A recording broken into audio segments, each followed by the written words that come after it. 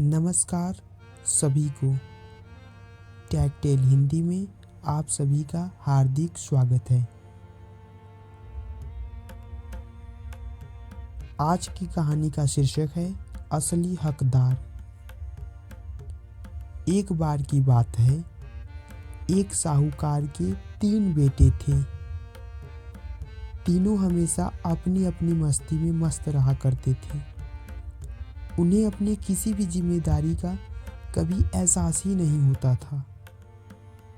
साहूकार को हमेशा इसी बात की चिंता सताती थी कि उसके बाद उसका कारोबार कौन संभालेगा। एक दिन उसके मन में एक विचार आया।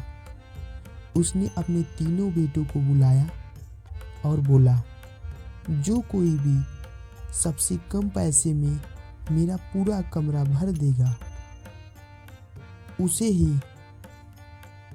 यह पूरी संपत्ति और जायदाद मिलेगी। तीनों बेटे ने यह बात सुनकर अलग अलग रास्ते पर चल दिए। सबसे छोटा बेटा एक रुई की दुकान पर गया। उसने 2000 रुपए की रुई खरीदी और उसे लाकर पूरे कमरे में भर दिया और पिताजी से बोला, देखिए पिताजी, मैंने इतने कम पैसे में ही आपका पूरा कमरा भर दिया है। दूसरे बेटे ने 1000 रुपए में फूल पत्ती से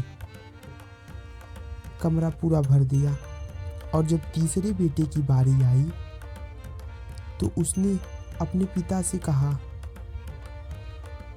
देखिए पिताजी, अब मैं एक मोमबत्ती लाया हूँ और इसे रात होने पर कमरे में बारूंगा। और जब रात हुआ तो उसने वह मोमबत्ती कमरे में जलाई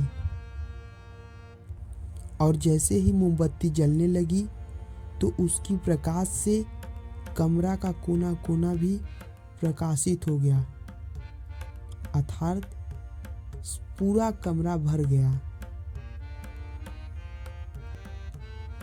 उसने इस रोशनी से कमरे को पूरा भर दिया। उसका पिता जब यह बात देखा और सुना तो कहा, आखिरकार तुम ही इस संपत्ति के असली हकदार हो और तुम ही इस संपत्ति को आगे संभालोगे। नमस्कार।